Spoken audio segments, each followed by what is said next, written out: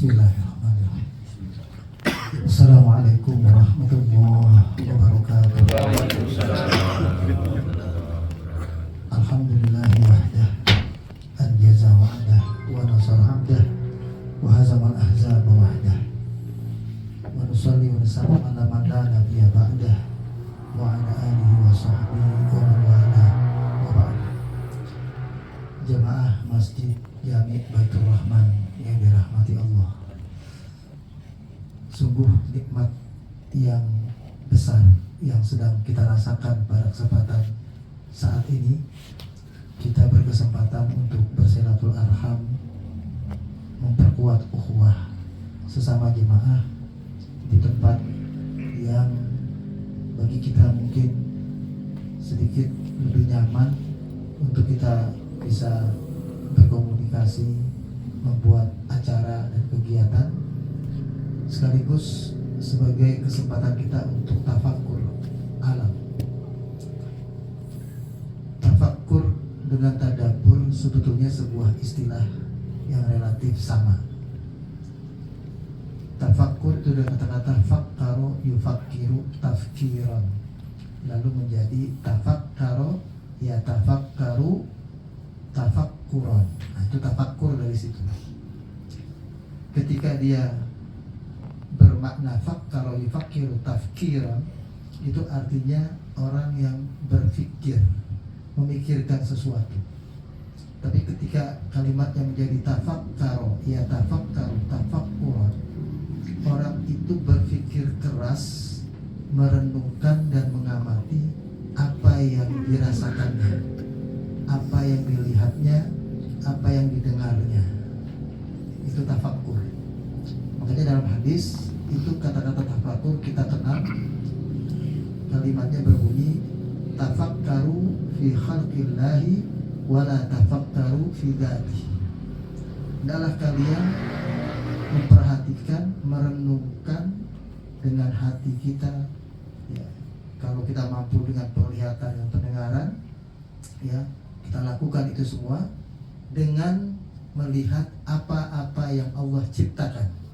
Jadi tafakkur itu disuruh melihat, mendengar, ya, seperti hari ini kita bisa melihat, bisa mendengar alam. Ya, kalau kita bicaranya di Beji kemarin, nah, kita nggak melihat ini, cuma dengar dan bisa merasakan saja mungkin. Nah, disuruhnya dalam hadis itu berpikir sambil merenung, sambil mengamati, dengan menghadirkan hati dan pikiran kita, melihat apa yang Allah ciptakan. Dan tidak boleh, kata Nabi, wala tafakkaru fi dzatihi, tidak boleh merenung, bertafakur dalam atau tentang zatnya Allah. Allah Maha mendengar, kita nggak boleh membayangkan bagaimana telinganya dalam mendengar. Allah Maha melihat, bagaimana cara melihat Tuhan, bagaimana bentuk matanya Tuhan, dan seterusnya. Kita tidak boleh membayangkan Tuhan itu seperti orang-orang Yahudi dulu, laki apa perempuan. Tuhan itu kayak raja duduk di singgasana yang namanya arasyana, atau bagaimana? Artinya dia duduk bersemayam, atau dia sebetulnya menguasai aras itu dan semacamnya. Makanya Imam Malik radhiyallahu an itu mengatakan as-su'al an kaifiyati istiwa, al-istiwa itu adalah sesuatu yang mungkar. Pertanyaan tentang bagaimana Allah itu bersemayam itu adalah pertanyaan yang mungkar, karena nggak pernah ada di zaman Nabi sekalipun. Jadi tidak boleh kita berpikir tentang zatnya. Jadi zatnya kita tawakuf, udah berhenti aja. Yang penting Allah Maha Besar, Maha Kuasa, Maha Agung, Maha Sempurna. Itu begitu. Dan yang terakhir juga Allah itu Maha Adil. Karena kalau Allah tidak Maha Adil, kita semuanya bebas saja melakukan apapun. Ngapain capek-capek berbuat baik, bangun subuh pagi-pagi, sholat subuh ke masjid, sementara kalau nilainya sama dengan orang yang tidur ngorok, dengan orang yang berselimutan, ya.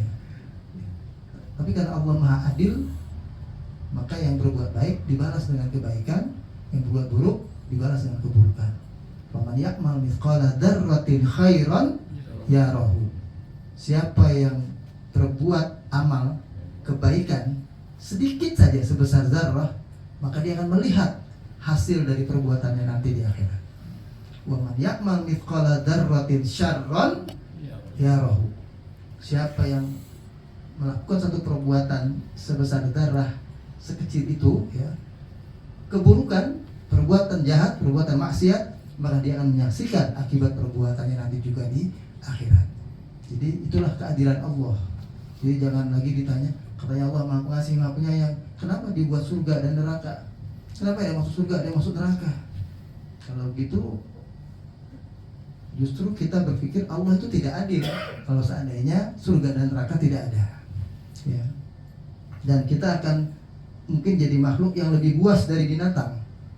Saat ini kita manusia yang diberikan akal saja, sebahagian kita sebagai manusia ada yang kebuasannya lebih buas dari binatang, perbuatannya lebih jahat dari binatang, tega-teganya memerangi orang yang tidak bersenjata, tega-teganya ngebom orang yang sudah tidak berdaya, ya, seperti yang terjadi di Palestina misalnya. Nah, itu semua adalah perbuatan yang lebih jahat dari binatang sekalipun. Nah, kalau tidak ada keadilan Allah, kita tidak bisa bayangkan bagaimana nanti nasib mereka yang terzalimi itu.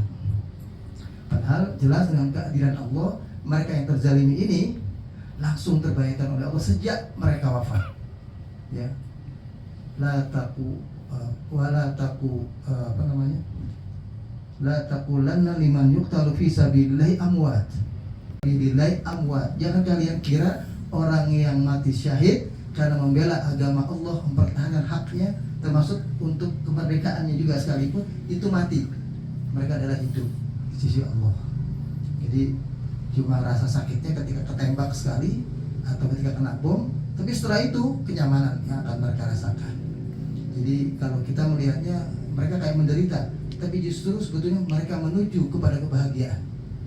Makanya kita disuruh, salah satu amal terbaik seorang hamba itu adalah berniat mati syahid. Kita disuruh itu begitu, karena kata Nabi, Rasul amri al-Islam wa amuduhu as-shalah wa dhurwatu sanamihi al-jihadu fi sabilillah. Pokok segala urusan dalam hidup itu adalah kita berislam yang benar, ya, memahami Islam dengan baik dan menegakkan Islam. Tiangnya Islam itu adalah sholat. Jadi kalau orang mengaku memperjuangkan Islam tapi tidak sholat, seperti dulu ada kelompok-kelompok tuh kayak NII atau apa yang sesat tuh, ya, kayak di pesantren Zaitun, tahapan tertentu kiainya boleh nggak sholat gitu, karena udah tahapan tertentu. Padahal nggak ada yang lebih takwa dari Rasulullah Shallallahu Alaihi Wasallam. Beliau sholat, bahkan sholatnya sampai bengkak kakinya, sholat sunnah kan gitu. Nah, jadi adalah tidak benar kalau ada hal semacam itu. Di tiangnya adalah sholat. Kemudian dzurwatu sanamihi, puncak tertinggi dari amalan di dalam Islam yang Allah sukai dari kita adalah jihad. Jadi jihad itu lebih tinggi nilainya dari bangun subuh di musim dingin sekalipun di masjid, ya. Daripada kita baca Quran khatam berapa kali sekalipun, jihad itu paling tinggi, paling utama. Tapi juga jangan gebiah-uyah pemahamannya. Mau jihad di dalam kondisi yang aman seperti tanah air, kayak anak-anak atau adik-adik kita yang tidak paham agama dengan baik, ngebom sana ngebom sini, seperti yang terjadi teroris, walaupun mereka sendiri sebetulnya dimanfaatkan, ya. Baik, kita kembali. Jadi tafakkur itu tentang ciptaan Allah. Nah, penggunaan kata tafakkur di situ kebanyakan. Seperti dalam ayat yang kita pernah bahas, kalau masih ingat, surat Ali Imran. Kita pernah bahas dari ayat 190 sampai dengan ayat 200, ayat terakhir. Kalau masih ingat, itu ada kalimat begini. A'udzubillahi minasyaitonirrajim. Inna fi khalqis samawati wal ard wa ikhtilafil laili wan nahar la ayatil liulil albab. Sesungguhnya dalam penciptaan langit dan bumi dan silih bergantinya malam dan siang, malam, tadi kita masih siang, bercengkrama bebas semua, bisa berenang, bisa main, sebagian bisa nyanyi-nyanyi gitu, ya, ini istirahat, masih bebas. Malam ini udah lain, suasananya udah berbeda. Ya, itu berganti, nggak malam terus. Besok pasti datang siang, besoknya lagi pasti datang lagi malam, dan terus berganti. Sesungguhnya hal yang demikian ini bagi orang-orang yang berpikir mendalam, ya, berpikir juga dengan hatinya, bukan hanya dengan otaknya, ya, hatinya juga berpikir. Itu adalah ulul albab namanya. Itu adalah sesuatu yang bernilai bagi mereka ulul albab. Jadi kalau kita bisa menjadikan ini sebagai cara kita mendekatkan diri kepada Allah, itulah ulul albab. Kemudian diterangkan lebih lanjut, ulul albab itu adalah mereka yang menggunakan daya zikir dan daya pikirnya, menggunakan otaknya dan hatinya. Alladzina yadhkurunallaha qiyaman. Mereka adalah orang yang ingat kepada Allah, zikir kepada Allah. Zikir saya sudah pernah sampaikan beberapa kesempatan. Zikir itu sebetulnya mengandung dua unsur, ingat dan sebut. Jadi orang berzikir itu mesti menyebut, ngucapin, dan mesti dia harus ingat. Orang nyebut-nyebut orang yang dicintainya itu karena dia ingat, dan orang ingat kepada yang dicintainya pasti disebut-sebut. Gitu. Nah, itu dua unsur itu. Jadi kalau orang berzikir hanya sebut tapi nggak ingat Allah, itu belum berzikir. Atau ada orang yang ingat Allah tapi nggak disebut. Ingat Allahnya cuma di hati, kayak orang kebatinan, eling-eling aja gitu. Di hati dia ingat Tuhan, tapi nggak mau dia baca, nggak mau bilang la ilaha illallah, nggak mau bilang subhanallah walhamdulillah, nggak mau sholat seperti kita tadi, baca bacaan sholat yang betul. Itu juga bukan zikir. Zikir itu unsurnya adalah sebut atau baca dan ingat, itu pengertiannya. Nah, siapa ulul albab itu adalah yang ingat kepada Allah dalam keadaan berdiri, qiyaman, wa qu'udan, atau dalam keadaan duduk, wa ala junubihim, atau dalam keadaan dia berbaring. Artinya setiap posisi keadaannya dia ingat Allah terus. Lalu disebut berikutnya wa yatafakkaruna. Nah, ini kata tafakkur di sini. Wa yatafakkaruna fi khalqis samawati wal ard, dan dia merenungkan dengan dalam, mengamati dengan dalam, ya, dengan pikirannya terhadap apa yang Allah ciptakan di langit dan di bumi. Sambil kemudian hasilnya adalah Rabbana ma khalaqta hada batilan. Tuhan, tidaklah kau ciptakan semua ini sia-sia.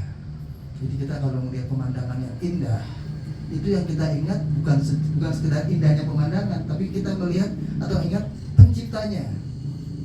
Di sini sih banyaknya yang dibuat pepohonannya. Tapi kalau kita ke puncak sana, pohonan yang tumbuh itu nggak ditumbuhkan oleh siapa-siapa, nggak ditanam. Ya, kayak pohon bambu kita di kampung-kampung dulu itu nggak ada nanam pohon bambu, tumbuh sendiri, kan gitu kan. Kemudian karena ada hujan dia tumbuh. Ya, banyak pepohonan yang begitu sifatnya, yang sifatnya bukan kita yang tanam, beda dengan padi, dengan apa gitu kita tanam. Ini ada yang nggak kita tanam, dia tumbuh sendiri. Itu betul-betul dengan kuasa Allah. Tumbuhan yang kita tanam pun tumbuhnya juga dengan izin Allah. Kata Allah dalam surah Al-Waqiah, "A'antum tazra'unahu am nahnu zari'un?" Kaliankah yang menumbuhkan tanaman itu menjadi tumbuh besar dan terus berbuah atau berhasil menjadi sesuatu seperti padi menjadi beras, ataukah kami, kata Allah. Kita kan cuma nanam doang. Gedenya siapa yang gedein? Emang kita tarik-tarik? Kita nggak tarik-tarik dia numbuh. Kita nggak tekan-tekan dia numbuh gitu. Ya kan? Dan dia kemudian berbuah jadi beras, jadi padi itu. Itu kan bukan kita yang menentukan. Bulir-bulir itu terjadi, padi itu numbuh dengan sendirinya. Makanya ketika kita dengan mudah dapat seperti itu dengan curahan air hujan semata, wajib zakatnya 10%. Tapi ketika kita menambah dari air hujan dan kita tambah pengairan sendiri, kita bikin irigasi, kita bikin aliran air, kita ngambil dari sungai, ya dituangkan ke situ, atau kita sambungkan dengan pipa untuk menyiram tanaman kita itu, maka zakatnya boleh separuhnya, 5%. Lebih besar daripada zakat harta yang 2,5%. Kenapa? Karena orang bercocok tanam itu kayak dapatnya dengan mudah. Meskipun juga tidak mudah-mudah sekali, karena banyak orang yang gagal-gagal panen. Kalau tadabbur sebetulnya artinya kurang lebih sama dengan tafakur, tapi penggunaan dalam ayat Al-Quran lebih kepada Al-Quran. Di dua tempat disebutkan dalam Al-Quran, kalimatnya begini: afala yatadabbaruna Al-Quran. Ada di dua surat. Yang pertama di surat An-Nisa, surat yang keempat ayat 82. Bunyinya begini: afala yatadabbaruna Al-Quran walau kana min indi ghairillah lawajadu fihi ikhtilafan katsira. Apakah mereka tidak mau mentadaburkan Al-Quran, yang kalau mereka tadaburkan dengan benar, mereka bisa sampai kepada sebuah keyakinan bahwa seandainya Al-Quran itu bukan datang dari Allah, pasti isinya banyak bertentangan satu sama lain. Entah surat ini dengan surat itu, dari 114 surat bisa ada saling kontradiktif, saling bertentangan. Kalau bukan dari sisi Allah, ya, kayak hukum buatan kita manusia, entah yang buku bekas warisan Belanda maupun hukum perdata, ya, pidana yang baru kita bikin sekalipun, itu kalau diamati dengan mendalam banyak kontradiksinya satu sama lain. Ya, mungkin Pak Tarni sebagai mantan jaksa tahu juga itu. Nah, kalau ada yang bertentangan, ini bisa merugikan, diumpetin itu, gitu. Itu sifatnya dulu. Ya. Kalau ini tidak menguntut tidak merugikan, baru dia memunculkan. Ya, makanya dalam perkara itu semua istilahnya dulu kan KUHP, kasih uang habis perkara. Itu artinya ya. Dikasih apa nih? Ke jari yang perkara dulu itu. UUD ya, segala itu begitu.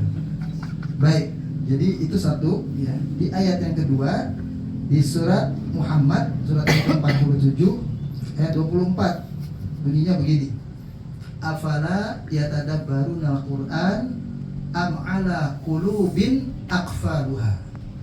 Apakah mereka tidak mau mentadabburkan Al-Quran karena sebab di hatinya itu ada gembok yang mengunci hatinya sehingga nggak mau terbuka, mau menerima Al-Quran. Nah, itu jadi tadabbur itu dari kata-kata dabbaro yudabbiru, lalu menjadi tadabbaro yatadabbaru tadabburon. Nah, itu tadabbur. Kata-kata dabbaro itu dari kata-kata aslinya sama dengan kata dubur. Dubur itu belakang. Kalau depan namanya kubul. Kemaluan kita itu disebutnya kalau dalam istilah fikih kubul, depan. Kalau bagian belakang namanya dubur. Ya. Kabul ya. Lain lagi. Tapi hampir sama, satu kata. Dari kobala. Yakbal itu kobul, itu yang menerima. Karena orang selalu menerima itu dari depan. Gak ada menerima dari belakang. Kan gitu. Ya. Itu namanya kobul. Baik. Kabul. Meskipun artinya kabul itu sebetulnya bukan, beda dengan amin. Kalau amin artinya adalah ya Allah kabulkanlah, ya Allah terimalah. Kalau kabul itu penerimaan apa? Nggak tahu kita. Penerimaan pendaftaran sekolah, penerimaan orang minta ampun, penerimaan itu gitu sebenarnya kabul itu begitu.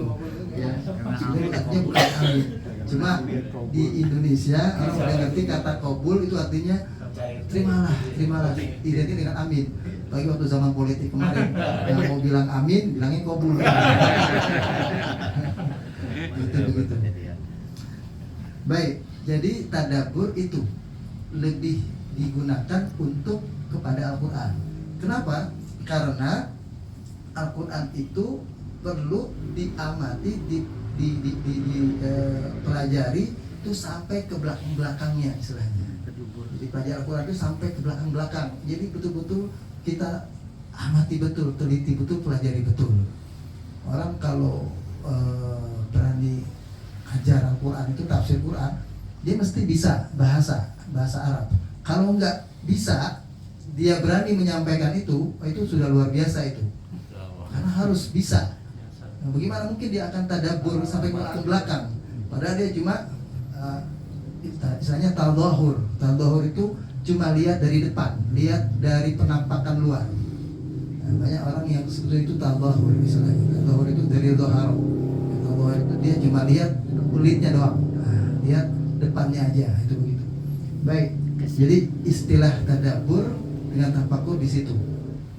Secara makna sebetulnya boleh saja tadabbur alam, boleh juga, tapi jarang digunakan gitu loh. Kata itu dalam istilah bahasa Arab. Nah, itu begitu aja. Jadi makanya tafakur alam yang betul, ya. Ya, soal kaknya 1, kaknya 2 itu bahasa Indonesia. Itu kan bahasa Indonesia. Yang penting kita ngertinya adalah tafakur. Nah, dalam bahasa Arabnya kita tahunya itu begitu. Ya, jadi jangan diperdebatkan. Kenapa kaknya 1, mestinya kaknya 2? Ya udahlah, biarin itu, entah salah sengaja atau salah cetak apa, semua maklumin aja lah. Ya. Kemudian yang menarik, pendalaman tentang tafakur itu ada dalam satu surat yang penuh, surat Luqman. Ini istilah tafakur. Coba dilihat surat Luqman, surat yang ke-31.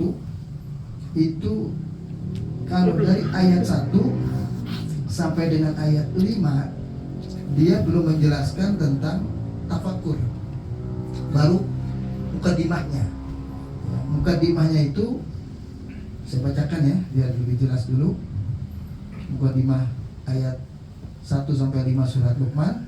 Alif Lam Mim, 3 huruf yang seperti dalam surat Al-Baqarah dan surat-surat lain, yang menunjukkan kita disuruh lebih perhatian kepada bunyi ayat-ayat berikutnya, ya. Kemudian pada ayat yang kedua berbunyi tilka ayatul kitabil hakim. Kalimat ini sama dengan surat Al-Baqarah, dzalikal kitab la raiba fi. Cuma ini bahasanya, ini kitab Quran adalah kitab yang merupakan kitab Allah yang maha bijaksana. Jadi kalau ada orang berani mengatakan Al-Quran tidak sesuai dengan zaman, Al-Quran tidak cocok untuk kehidupan zaman, itu orang boleh dibilang paling tidak pikirannya kufur kepada Allah. Pikiran, kenapa? Karena Al-Quran ini turun dari yang maha adil, dari maha bijak. Nggak ada yang seadil dari Allah, kan itu, yang lebih adil dari Allah. Yang berikutnya ayat 3, hudan wa rahmatan lil muhsinin. Dalam surah Al-Baqarah bunyinya hudan lil muttaqin. Nah, ini nih pembuka aja sebetulnya ini. Jadi disebutkan kalau dalam ayat ini hudan wa rahmatan lil muhsinin. Al-Quran adalah petunjuk dan rahmat bagi orang-orang yang baik, baik berpikirnya, baik hatinya, baik perilakunya. Muhsinin itu adalah orang yang berbuat lebih dari yang diwajibkan. Itu muhsinin. Jadi kalau orang lain punya kesepakatan, misalnya bayar naik Gojek itu 10.000, dia bayar 15.000, itu orang muhsinin. Tapi kalau dia bayar 10.000, itu orang pas-pasan. Muslim aja dia, belum muhsin, belum berbuat ihsan. Orang sholat 5 waktu, kalau dia sholat saja, ya pokoknya asal sholat, yang penting sudah melaksanakan kewajiban, itu muslim saja, istilahnya biasa, belum sebut muhsin. Kalau orang muhsin itu adalah orang yang sholat dengan menghadirkan hati dan pikirannya, merasakan seolah-olah dia sedang melihat Allah. Kita sedang melihat Allah tuh ketika sholat. Fa'il lam takun tarahu, kalau kalian tidak bisa meyakinkan diri kita melihat Allah, maka yakinkanlah bahwa Allah yang melihat kita. Itu balik. Nah, itu gitu. Nah, kalau orang sholat sudah bisa begitu, nah itu orang sholatnya ihsan. Nah, orangnya namanya muhsin. Orang banyaknya namanya muhsinin. Itu begitu. Ya. Kemudian ayat keempat, nah ini betul-betul dikaitkan dengan sholat. Alladzina yuqimunas sholah. Sama dengan di surah Al-Baqarah juga. Ciri-ciri muttaqin adalah alladzina alladzina yu'minuna bil ghaib. Nah, gitu kan, wa yuqimunas sholah. Nah, kalau di sini alladzina yuqimunas sholah wa yu'tunaz zakah wa hum bil akhirati hum yuqinun. Mereka adalah orang yang menegakkan sholat, membayar zakat, dan mereka adalah orang-orang yang yakin dengan hari kiamat. Ya. Kemudian ayat yang kelima, ini yang saya katakan mukadimah sampai ayat 5. Ulaika ala hudam mir rabbihim wa ulaika humul muflihun. Wa ulaika humul muflihun, sama di ayat 5 ini. Ayat yang ke-6, nah ini orang yang tafakkur kadang-kadang suka melakukan ini. Disebutkan wa minan nas may yashtari lahwal hadits liyudilla an sabilillahi bighairi ilmin wa yattakhidaha huzwa. Dan di antara manusia ada orang yang menukar, istilah dasarnya memang membeli, maksudnya adalah dia menukar keimanannya, kesalehannya, ketakwaannya dengan melakukan sesuatu yang bersifat lahwal hadits, melakukan suatu perbuatan yang tidak ada gunanya. Dan itu dengan satu tujuan. Kalau orang melakukan lahwal hadits tidak dengan tujuan ini, masih dikatakan dia dosa kecil. Tapi kalau dia melakukan lahwal hadits tapi dengan satu tujuan yang seperti dalam ayat ini, bunyi lanjutannya, liyudilla an sabilillahi bighairi ilm, untuk menyesatkan banyak orang tanpa ilmu. Jadi dia melakukan sebuah perbuatan lahwal hadits supaya orang di dunia sesat. Itu tujuannya. Nah, ini orang jahat ini, orang sesat ini. Wa yattakhidha huzwa, dan orang itu menjadikan keimanan, ketakwaan kepada Allah itu sebagai main-main, permainan. Ulaika lahum adzabun muhin. Maka itu adalah orang-orang yang merasakan siksa yang nyata nanti di sisi Allah. Kita lihat makna lahwal hadits ini. Dalam tafsir Ibnu Katsir itu disebutkan oleh beliau bahwa makna daripada lahwal hadits itu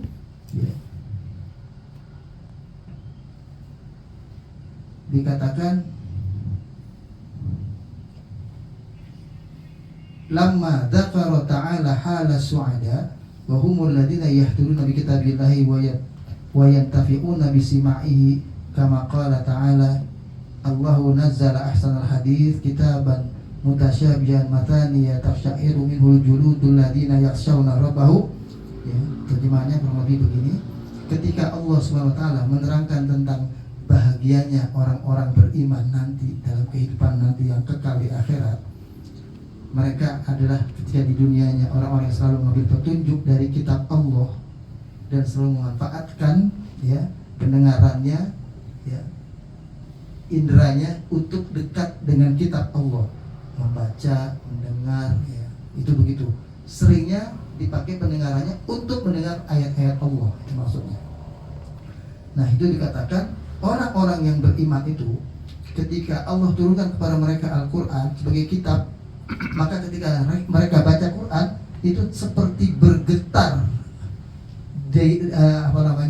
itu disebutnya taksya'iru juludum, seperti kulitnya ini kayak kulit orang merinding gitu kalau baca Quran. Orang yang karena dia merasakan kalau ada kebahagiaan di akhirat yang dijanjikan, dia sedang menikmati itu sebagai tempat yang nanti akan dia sampai ke sana. Hari ini dia nggak punya apa-apa, nggak punya mobil, nggak punya istana, nggak punya rumah, nanti dia yakin di akhirat dia punya itu semua. Yang dia punya lebih baik, lebih besar, lebih indah dari sekaya-kayanya orang di dunia yang punya. Itu begitu. Jadi kita punya harapan, Pak. Jadi jangan khawatir kalau di dunia belum punya apa-apa, di akhirat pasti kita punya apa-apa kalau kita juga bersabar. Nah, kemudian diartikan lahwal hadits itu kata Abdullah bin Mas'ud fi qaulihi ta'ala wa minan nasi man yashtari lahwal hadits qala huwa wallahi al-ghina. Kata Abdullah bin Mas'ud, makna lahwal hadits demi Allah itu maksudnya adalah nyanyian. Nyanyian itu lahwal hadits. Kemudian Ibnu Jarir juga berpendapat serupa, membenarkan pendapat Abdullah bin Mas'ud ketika dia ditanya wa huwa yus'alu an hadhil ayah wa minan nasi man yashtari lahwal hadits liyudilla an sabilillah. Ayat ini tadi qala Abdullah al-ghina wallahi alladzi la ilaha illa huwa yuraddiduha thalatha marrat. Beliau ulangi sampai 3 kali bahwa ayat Quran yang bunyinya ayat 6 surat Luqman ini yang lahwal hadits, berbuat sesuatu yang tidak ada gunanya, itu adalah nyanyian sampai 3 kali dia ngomong. Artinya Nabi Muhammad tidak mengingkari itu. Kemudian dikatakan di sini juga oleh Safwan bin Isa, ya, dari Amr ibnu Ali, annahu sa'ala Ibnu Mas'ud an qaulillahi wa minan nasi man yashtari lahwal hadits qala al-ghina. Jadi sahabat yang lain juga nanya kepada Abdullah bin Mas'ud di jalan yang berbeda, menjawab yang dimaksud dengan lahwal hadits adalah nyanyian. Itu semuanya jadi sama. Kemudian Imam Hasan Al-Basri, qala Al-Hasan Al-Basri, unzilat hadhil ayah, kata Imam Hasan Al-Basri, ini ulama besar yang ada di Basrah, Irak dulu, ya, seorang tabi'in, ketika Allah menurunkan ayat ini, wa minan nasi man yashtari lahwal hadits liyudilla an sabilillahi bighairi ilmin, maksudnya adalah fil ghina wal mazamir, dalam soal nyanyian dan seruling, bunyi apa, suling yang bisa apa, mendayu-dayu itu, ya. Kemudian Imam Qatadah juga mengatakan, wa minan nasi man yashtari lahwal hadits liyudilla an sabilillah, itu adalah wallahi, kata beliau, la'allahu la yunfiqu fihi malan walakin shira'uhu istijabuhu bihasbil mar'i min ad-dhalalah an yakhtara hadithal batil ala hadithil haq wa ma yadurru ala ma yanfa'. Kalau beliau berpendapat, demi Allah, kata beliau, mudah-mudahan tidaklah seseorang menafkahi harta yang ia keluarkan, ya, untuk sesuatu yang buruk dalam kehidupannya, cukuplah orang itu dianggap Qatadah. Kemudian ada yang lagi berpendapat dalam kesempatan yang lain dikatakan biqauli istira al mughanniyat minal jawari, ya, itu adalah orang yang membeli nyanyian untuk, ya, memuaskan jawari, apa namanya, bagian anggota tubuhnya, untuk kesenangan dia, istilahnya begitu. Kemudian, nah ini jadi ayat ini itu melarang kita membuang-buang waktu berbuat yang tidak ada gunanya, bentuknya adalah nyanyian. Jadi hati-hati dulu, ini hukum dasarnya dulu biar paham dulu. Nyanyi itu sesuatu yang dihukumkan tidak ada gunanya, sebetulnya begitu. Tapi bukan berarti nggak boleh nyanyi, jangan salah paham dulu. Belum sampai ke situ. Belum sampai. Ini supaya tahu dulu. Yang tidak boleh sama sekali disebut liyudilla an sabilillah itu adalah orang yang menjadikan nyanyian itu untuk membuat orang banyak lalai. Itu yang nggak boleh. Jadi kalau ada penyanyi, ada musik yang membuat orang jadi lupa nggak mau sholat. Ini kalau kita jalan-jalan ke sini sampai nggak sholat maghrib, nih misalnya nggak sholat subuh, nggak sholat asar, itu nyanyian yang sesat, itu yang nggak boleh. Itu bisa menyesatkan orang. Berarti kalau nasihat boleh? Hah? Nasihat boleh seperti hai manusia. Akhirnya begitu, ya. Jadi sebetulnya nyanyian itu yang nggak boleh, itu adalah fenomenanya. Itu Pak Karni. Fenomenanya itu. Jadi yang nyanyian buat orang itu jadi contoh rambut gondrong si penyanyinya, contoh cara pakai pakaian si penyanyinya, dia berperilaku joget-joget kayak penyanyinya, nggak mempedulikan aurat laki perempuan, batasan hijab, ya. Itu nggak dipedulikan, itu yang dilarang sebetulnya. Tapi kalau orang nyanyi menghibur diri sendiri, ya, dia nyanyi di rumahnya karaoke misalnya, tapi betul-betul nggak kedengeran sama tetangga, boleh-boleh aja, ya. Tapi jangan itu dijadikan show off gitu, jadi pertunjukan. Nah, itu yang membuat sebetulnya jadi dilarang. Jadi kalau tujuannya untuk bikin orang lain sesat dan itu disengaja, itu yang nggak boleh sebetulnya. Nah ini menariknya, kenapa ayat ini menyinggung ini? Karena kita punya sebetulnya jalan keluar yang lain, ya. Di ayat 7-nya itu bunyinya begini. Wa idza tutla alaihi ayatuna walla mustakbiran ka'allam yasma'ha. Nah, yang tidak boleh adalah orang yang bernyanyi, bermusik, melakukan tari seruling dan semacamnya, yang apabila orang yang sama dibacakan kepada mereka Al-Quran, mereka menyombongkan diri, berpaling, nggak mau baca Quran, nggak mau dengerin Quran. Ka'anna fi udunaihi waqra, sepertinya di kupingnya itu ada sumbatan yang buat dia nggak mau dengerin Quran. Nah kalau ada orang nyanyi kayak begitu perilakunya, nggak mau dengerin Quran, nggak mau baca Quran, itu baru nyanyi yang nggak boleh. Tapi kalau dia habis nyanyi terus dia ngaji dan ngajinya lebih banyak daripada nyanyinya, nah itu nggak apa-apa. Bali kan? Tapi kalau ngajinya cuma 2 ayat, nyanyinya berjam-jam, nah itu jangan. Bali ngaji banyak. 10 lagu. Ya. Gitu, jadi karena begitu ya. Ini hukuman dari Allah ini kayak ngeledek, bunyinya begini. Fabasyirhu bi'adzabin alim. Orang-orang kayak gitu kasih kabar gembira bahwa mereka nanti akan dapat azab. Kabar gembiranya azab, tapi itu kalau begitu. Kemudian innal ladzina amanu wa amilus shalihat, ayat 8-nya, lahum jannatun na'im. Sesungguhnya orang-orang yang beriman dan beramal saleh, bagi mereka surga yang penuh dengan kenikmatan. Maksudnya orang beriman itu nggak sampai terlalaikan seperti itu. Ya, dia tetap tidak melakukan hal-hal yang tidak ada gunanya. Khalidina fiha, orang yang beriman ini akan kekal dalam surga nanti. Wa'dallahi haqqa, janji Allah kepada mereka adalah janji yang benar yang pasti dipenuhinya. Wa huwal azizul hakim, karena Allah adalah Zat yang maha perkasa lagi maha bijaksana. Nah, ayat 10-nya baru bicara zikir, yang artinya tadi tafakkur ini. Begini bunyi ayatnya. Khalaqas samawati bighairi amadin tarawnaha. Allah menciptakan langit, ya, yang bisa kita lihat. Siapapun bisa lihat langit sebetulnya, bukan hanya di sini. Di rumah bisa lihat langit sebetulnya. Coba kalian lihat, kita lihat langit bisa ada di atas tanpa tiang. Kita kalau lihat atap ini, plafon ini, ada genteng, pasti ada tiangnya, ya kan? Nggak bisa ada atap tanpa tiang. Tapi langit ada tiangnya nggak? Nggak ada tiang. Itu Allah yang menciptakan. Kalau manusia membuat apapun, atap pasti ada tiang.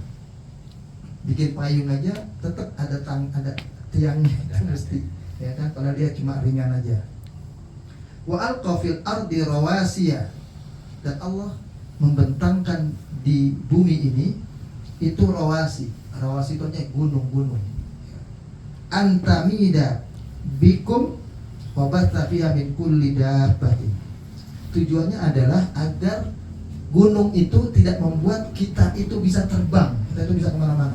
Jadi gunung itu keberadaannya, Pak, kita semua supaya tahu itu adalah supaya kita tidak kena goncangan angin yang kuat.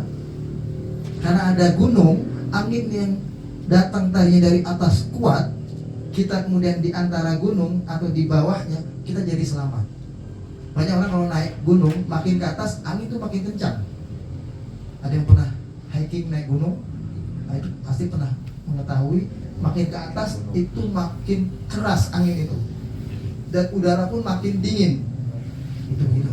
Nah, ketika kita ada di bawah, ada gunung, itu menghalangi itu. Kalau bayangkan kalau kita di padang pasir, nggak ada gunung tuh, itu angin kuat betul itu. Kayak padang pasir juga ada namanya hujan gurun, hujan debu pasir itu. Itu waktu padang pasir itu kena angin kuat karena nggak ada gunung, itu terbang itu kemana-mana. Sampai kan pernah itu di semuanya bukan main, sampai tebalnya segini bisa mungkin 20 cm itu debu kalau nggak dibersihin.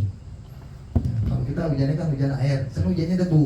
Nah, itu karena nggak ada gunung. Jadi gunung itu Allah ciptakan punya tujuan. Jadi Allah menciptakan sesuatu bukan asal. Ada gunung, itu untuk menghalangi orang yang ada di bawah. Bahkan bukan kita saja manusia ini yang dihalangi supaya tidak kena angin itu. Wa batha fiha min kulli dabbah. Semua makhluk yang melata, termasuk binatang-binatang kecil yang ada di, ya kita sebutkan, cacing, tanah, apa semuanya, semut, itu jadi selamat semua. Kalau enggak terbang semuanya. Semuanya tidak kuat untuk bisa berpijak. Wa anzalna minas sama'i ma'an. Kemudian Allah bantu lagi dengan menurunkan hujan dari langit. Fa anbatna fiha min kulli zawjin karim. Lalu Allah tumbuhkan tumbuh-tumbuhan semua berpasang-pasangan dengan kemuliaan dan kemurahannya. Jadi Allah kasih ini tumbuh-tumbuhan itu untuk kita sebetulnya. Dalam ayat lain dikatakan huwaladzi khalaqalakum ma fil ardi jami'an. Allah menciptakan semua yang ada di alam semesta ini untuk kita manusia. Jadi semuanya buat kita, sebabnya itu. Ciptakan gunung, ciptakan pohon, ciptakan tanaman, ciptakan buah, ciptakan bunga, semuanya buat kita kepentingannya. Bukan asal Allah menciptakan, ada tujuannya. Kalau ada pepohonan yang kita belum tahu gunanya, itu cuma kita belum ketemu gunanya, belum manfaatnya. Orang-orang dulu kan suka eksplorasi, makanya jadi tahu, oh tanaman ini buat obat ini, oh tanaman ini buat ini, oh ini bisa dimakan. Kita mungkin dulu kalau tiba-tiba nggak diberitahu nih ada duren di depan kita, nggak ada yang tahu, tapi sebelumnya nggak ada yang berani buka itu duren karena nggak tahu di dalamnya ada yang enak gitu. Itu kalau nggak diberitahu. Tapi karena kita tahu dari semua, orang yang menemukan pertama kali mungkin luka dulu, kita nggak tahu, sakit dulu dia, menderita dulu dia, kita tinggal enaknya aja gitu ya. Dia nggak tahu, naik aja kena kepalanya, kena badannya, dia nggak tahu kan gitu, atau ditarik begitu aja misalnya. Semua itu Allah ciptakan untuk kita manusia. Kemudian Allah tantang orang-orang kafir atau orang yang tidak percaya dengan keimanan ini. Hadza khalqullah fa'aruni madza khalaqal ladzina min duni. Inilah ciptaan Allah. Coba kalian perlihatkan kepadaku, maksudnya kepada Nabi Muhammad SAW, kepada orang kafir Quraisy itu, perlihatkan kepadaku ciptaan Tuhan kalian. Lata, Uzza, Manat, bikin apa dia? Tuhanku Allah bisa menciptakan langit dan bumi, binatang, ternak, semuanya, tanaman dan semacamnya. Balid dhalimuna fi dhalalim mubin. Tapi orang zalim adalah selalu dalam kesesatan yang nyata. Setelah sampai ayat 11 ini menariknya surat Luqman ini ditengahi dengan ayat 12 sampai ayat 19, itu berbicara tentang nasihat Luqman kepada anak-anaknya. Seolah-olah pembicara tentang tafakur alam ini adalah hal yang mendasar, menjadi modal bagi orang tua sebelum dia menasihati anaknya. Seolah begitu. Jadi kita sebelum menasihati anak, kita tahu dulu, udah tafakur alam dulu. Ya, misalnya ini jemaah kita bisa baca surat alam, udah ikut tafakur alam. Udah ada yang 3 kali, ada yang 2 kali, ada berapa kali. Jadi kalau dihitung, saya sendiri baru ikut dengan Pak Ustaz Abdul Majid ini 3 kali ya. Nah, saya nggak tahu kalau ada sebelumnya itu begitu. Nah itu jadi modal untuk menasihati anak. Salah satu nasihat anak yang paling penting itu di ayat ke 16-17. Ya bunayya innaha intaku mithqala habbatin min khardalin fatakun fi sakhratin aw fis samawati aw fil ard ya'ti bihallah. Ngajak anak itu supaya jujur. Wahai anak, ketahuilah apapun yang ada di alam semesta ini, sekecil apapun, ada di sakhra, di tempat yang terbuka luas begitu, tapi dia benda kecil, kan nggak mungkin kelihatan. Kalau di padang pasir benda gede baru kelihatan, ini benda kecil di padang sahara begitu. Baik di langit maupun di bumi benda itu ada. Niscaya benda itu akan bisa didatangkan oleh Allah untuk membuktikan bahwa dia mengetahui perbuatan kalian. Dari kecil anak kita udah suruh jujur. Jarum dia. Nah, bukan kayak kita ngedidik anak dari kecil udah ada telepon bilang jawab bapak nggak ada. Udah begitu. Jadi anaknya udah terdidik untuk tidak jujur. Bapaknya yang ngajarin, padahal bapaknya ada. Bilang bapaknya di kamar mandi, padahal bapaknya yang ngajarin dia ngomong di situ misalnya. Nah itu ternyata ya mungkin nggak lulus tafakur alamnya. Setelah itu, ini ayat 19 ini selesai, kalau dibuka ayat berikutnya, ayat 20. Dari 12 sampai 19. Ayat 20 ya kembali itu tentang tafakur alam lagi. Kita nggak baca semuanya, karena kalau ini namanya nggak di surat Luqman. Ya, kita nggak baca semua. Satu ayat di awal dengan satu ayat di ujung nanti. Alam tarau, ayat 20. Annallaha sakhkhara lakum ma fis samawati wa ma fil ard wa asbagha 'alaikum ni'amahu zahiratan wa batinah. Tidakkah kau perhatikan bahwa Allah telah menundukkan untuk kalian semua apa yang di langit dan di bumi untuk menjadi manfaat yang sempurna buat kalian. Bahkan kata Allah, wa asbaghu alaikum ni'amahu, Allah sempurnakan nikmatnya sampai semuanya bisa memanfaatkan alam semesta ini untuk kebutuhan hidupnya, zahiratan wa batinah, zahir dan batin. Yang kesemuanya ini adalah sesuatu yang bisa membimbing orang kepada menemukan kebenaran. Tapi banyaknya orang di ayat 21-nya, wa idza qila lahum ittabi'u ma anzalallahu qalu nattabi'u ma wajadna 'alaihi aba'ana. Orang-orang yang seperti ini kalau diajak, ayo kita mentaati Allah dan Rasul, kita kembali kepada hukum Allah dan Rasul, kita kembali kepada beribadah dengan cara yang benar, bagaimana tunjuk. Ini maksudnya seperti orang kafir Quraisy, Abu Lahab, Abu Jahal. Waktu itu nggak mau berubah. Nabi Muhammad datang ngasih tahu kebenaran, tetap kami udah biasa nyembah patung, Lata, Muzamanat, ngajarin la ilaha illallah. Nah, itu nggak mau mereka. Udah cukup itu. Nah, kemudian saya bilang ujungnya aja. Ujungnya surat ini adalah bunyinya begini. Innallaha, ujungnya itu ayat 34. Innallaha indahu ilmus sa'ah. Sesungguhnya Allah di sisinya adalah pengetahuan tentang hari kiamat. Wa yunazilul ghaitha, dan dialah Allah yang menurunkan hujan. Wa ya'lamu ma fil arham, dan Allah mengetahui semua isi rahim. Isi rahim ibu-ibu itu Allah bukan cuma tahu laki perempuan. Kalau SG cuma tahu laki perempuan, ya. Nah, tapi kalau ilmu Allah tahu orang ini bakal lahir cacat, bakal lahir sempurna, orang ini bakal nanti nasibnya di dunia baik, di dunia nanti dia nggak baik, orang ini bakal ujungnya nanti bakal masuk surga, bakal masuk neraka. Allah tahu semua dari sejak di rahim. Jadi makanya jangan berprasangka buruk dengan ketetapan Allah, karena Allah menetapkan itu pasti sesuatu yang baik untuk kita. Walaupun cuma kelihatannya kita kayak orang yang susah untuk jadi orang yang taat, susah jadi orang beriman, berat untuk masjid, berat untuk baca Quran misalnya. Makanya kan disuruh selalu doa, Allahumma a'inni ala dzikrika wa syukrika wa husni ibadati. Untuk taat saja kita minta tolong kepada Allah. Ya Allah, bikin aku mudah mau ke masjid. Itu boleh minta begitu. Bikin aku mudah mau baca Quran, bikin aku mudah mau bisa khatam Quran selalu dalam sebulan sekali. Kalau belum bisa, ya paling nggak 6 bulan sekali. Jadi setahun 2 kali khatam misalnya. Minta tolong kepada Allah itu, karena kita nggak bisa tiba-tiba rajin dengan sendirinya. Ya, walaupun mudah-mudahan kalau habis pulang kayak gini tafakur, kita lebih dekat kepada Allah, pulang mudah-mudahan jadi lebih taat lagi. Ya. Kemudian dikatakan oleh Allah begini, wa ma tadri nafsun madza taksibu ghadan. Tidak ada satupun di antara manusia yang tahu apa yang pasti akan dia buat besok. Itu nggak ada. Mungkin kalau Pak Ali Imran ini punya rencana dengan Pak E, mungkin besok mau bikin kegiatan ini itu. Itu nggak pasti. Boleh jadi itu cuma rencana. Pas besok hujan misalnya, gitu.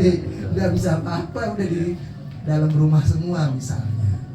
Itu karena nggak ada satupun orang yang tahu dengan pasti apa yang terjadi besok. Wa ma tadri nafsun bi ayyi ardin tamut. Dan nggak ada seorang pun yang tahu di mana bakal dia mati, di mana bakal dia Allah wafatkan. Itu nggak ada yang tahu.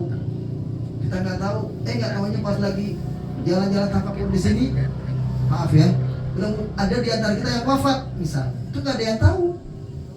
Nah, ini masih ngobrol begini, bincang-bincang, masih ngaji. Besok wafat dia. Ya. Kita yang tadinya mau pulang jam 12 jadi pulang jam 8 misalnya. Itu sesuatu yang kita tidak ketahui. Itu namanya wa ma tadri nafsun madza taksibu ghadan wa ma tadri nafsun bi ayyi ardin tamut. Ya.